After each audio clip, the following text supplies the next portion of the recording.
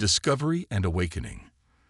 The sonar operator stared at her screen, blinking in disbelief. "Commander Walsh, you need to see this." Commander Amara Walsh leaned over the shoulder of her subordinate, studying the unusual reading from the depths of the Mariana Trench. What had begun as a routine oceanic survey aboard the research vessel Horizon had just become something extraordinary. "That's not a natural formation," she muttered, tracing the outline of a massive, distinctly artificial structure resting on the ocean floor, 7 miles beneath the surface. "Get me a clearer image and inform headquarters." Now, within 48 hours, the Pacific Ocean buzzed with activity. Military vessels from a dozen nations converged around the horizon, while diplomatic channels erupted in heated debates about jurisdiction. Who owned the rights to what was increasingly believed to be a non-human vessel of staggering proportions? The UN Security Council convened an emergency session, establishing the International Deep Ocean Discovery Initiative, IDODI, a multinational team of scientists, engineers, and military personnel tasked with investigating the anomaly. Commander Walsh was appointed field director, much to the frustration of several world powers who wanted their own people in charge. 7 miles down, muttered Dr. Hiroshi Tanaka, the initiative's chief engineer, as their submersible descended through the crushing darkness. "Nothing we've built could withstand this pressure for long. Yet this thing has been down here for who knows how long." Beside him, Dr. Elena Rodriguez, xenobiologist, pressed her face to the viewport. "Look at the design. No sharp edges, no visible seams. It's almost organic." The vessel before them stretched nearly a kilometer in length, its surface a mottled blue-gray that seemed to absorb their lights rather than reflect them. No recognizable propulsion system was visible, no windows, no apparent entry points, just a seamless, vaguely oval shape resting in the silt. For 3 months, teams worked around the clock, scanning the vessel with every available technology. They detected no radiation, no electromagnetic signals, no heat signatures, nothing to indicate it was anything but dead. When they finally managed to extract a microscopic sample of its hull, the material defied analysis, appearing to shift its molecular structure when subjected to different tests. "It's useless," declared General Rykov of the Russian contingent during a particularly tense meeting.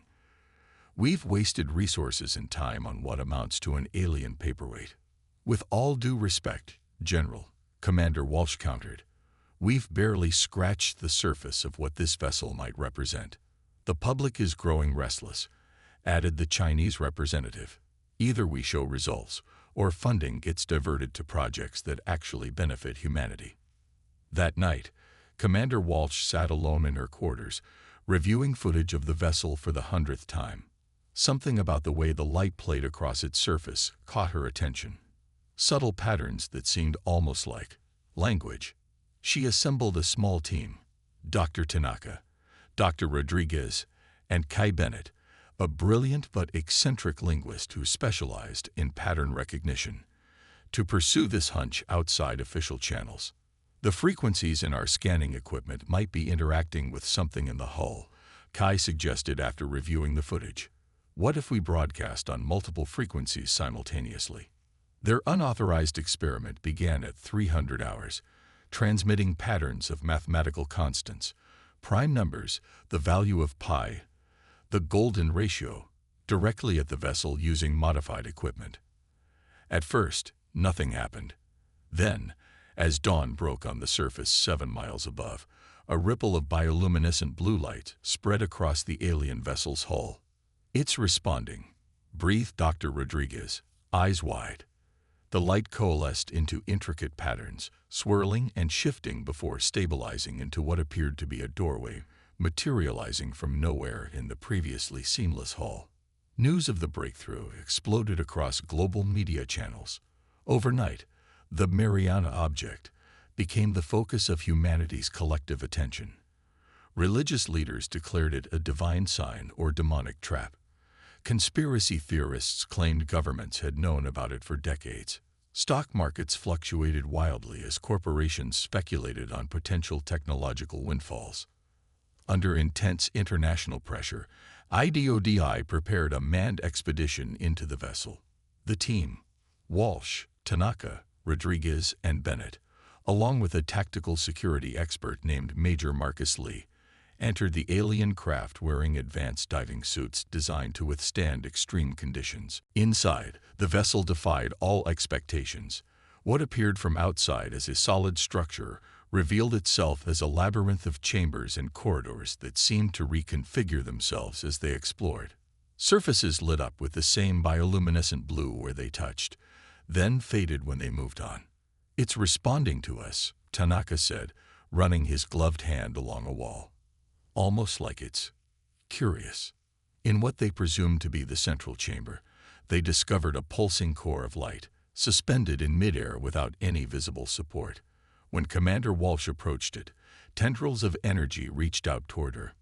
"Commander, step back," shouted Major Lee, raising his weapon. "No," Walsh said calmly. "I don't think it means harm." The tendrils enveloped her, lifting her slightly off the ground. For a moment, her team watched in horror, then amazement as Walsh's face transformed from surprise to wonder. "I can hear it," she whispered. "It's trying to communicate." When the energy released her, Walsh collapsed to her knees, overwhelmed. "It's a ship," she gasped. "A living ship. And it's been waiting for someone to find it." Over the following weeks, Walsh developed an unprecedented connection with the vessel, which they learned called itself Lumina. Not quite alive in the biological sense, yet far more than a machine, Lumina was a sentient craft created by a species it referred to as the Architects, cosmic explorers who had disappeared millennia ago. Lumina had been damaged in some ancient conflict and had sought refuge in Earth's deepest trench to repair itself. It had entered a dormant state, waiting for intelligent life to evolve on the planet above, life that might help it fulfill its purpose. "And what is that purpose?" General Rykov demanded during a briefing. "Exploration, primarily," Walsh explained, "but also protection." The connection between Walsh and Lumina grew stronger daily. Through her, the ship began to reveal its capabilities. Advanced propulsion systems that manipulated gravitational fields, shields that could withstand the most extreme environments, and energy weapons of devastating power. This last revelation sent shockwaves through military and political establishments worldwide. Some nations demanded immediate control of the vessel for security purposes. Others called for its destruction, fearing it might attract hostile attention from whatever had damaged it originally. The conflict came to a head when a coalition of military forces attempted to seize control of the operation. As warships gathered on the surface, Lumina sensed the threat and activated. The ocean above the Mariana Trench began to churn. Massive waterspouts formed as the vessel rose from depths once thought inescapable. Naval vessels scattered as Lumina broke the surface, massive, majestic, and now fully awake. Hovering above the Pacific, water streaming from its hull, the alien vessel glowed with internal light. Fighter jets scrambled to intercept were rendered powerless, their electronics disabled by an invisible field surrounding the ship. Inside Lumina's control chamber, Walsh stood with her hands placed on a console of light, her mind linked with the vessel's consciousness. "What have you done?" gasped Major Lee. "Saved it from being weaponized," Walsh replied. "Lumina isn't a weapon, it's a guardian, and it's chosen Earth." As the world watched in awe and terror, Lumina ascended into the upper atmosphere, then released a pulse of energy that encircled the planet. Every screen on Earth displayed the same message, translated into all languages simultaneously. "We are Lumina. We have awakened to protect. We choose humanity as our partners." The first contact had been made. Earth would never be the same again. Transformation and defense. 6 months after Lumina's dramatic emergence from the Mariana Trench, Earth had transformed. The alien vessel maintained a geosynchronous orbit over the Pacific, visible as a gleaming blue star in the night sky, a constant reminder that humanity was not alone in the universe. Commander Walsh, now officially titled Lumina Liaison, had become something of a global celebrity, though she avoided the spotlight whenever possible. Her connection with the vessel had deepened to the point where she could communicate with it telepathically across vast distances. The IDODI had evolved into the Interstellar Cooperation Agency, ICA, headquartered in a sprawling complex on an artificial island constructed in international waters. There, scientists from around the world worked to understand and adapt luminous technology.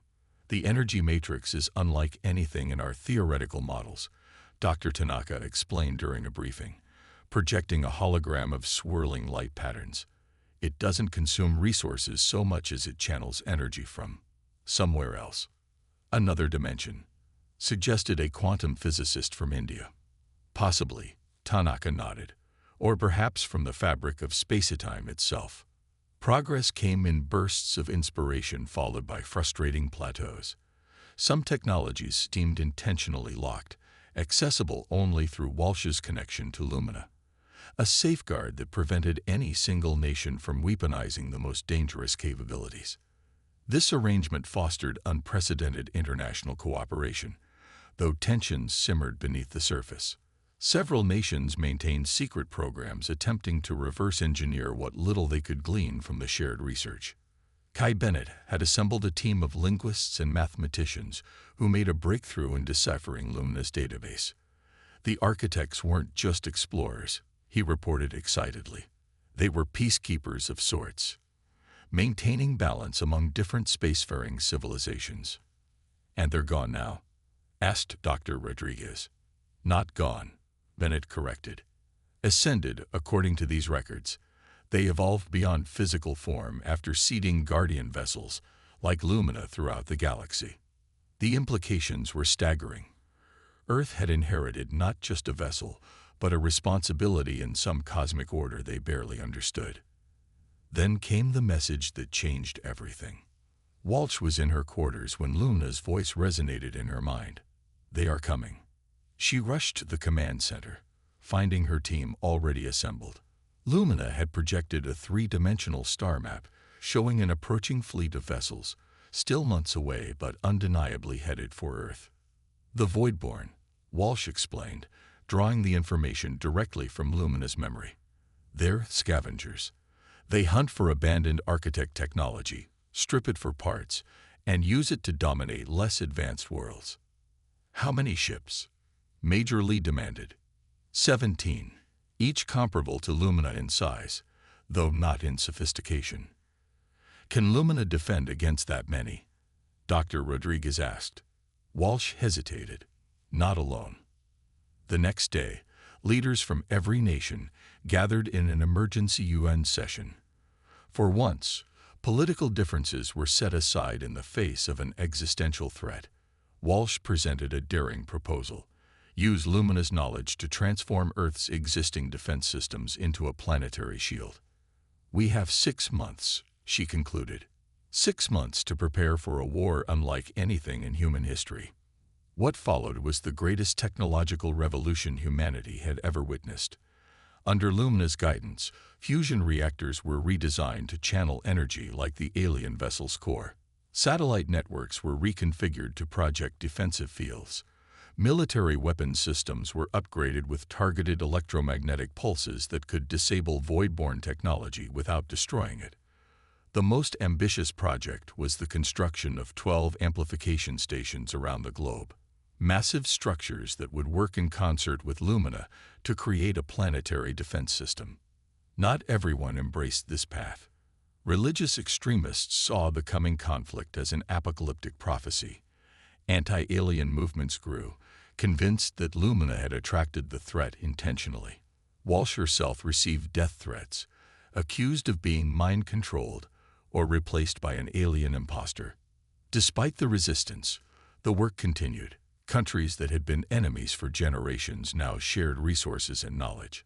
Scientists who once competed for funding now collaborated around the clock. It was, as one journalist dubbed it, humanity's finest hour. 3 weeks before the projected arrival of the Voidborn fleet, Lumina detected an advanced scout ship entering the solar system.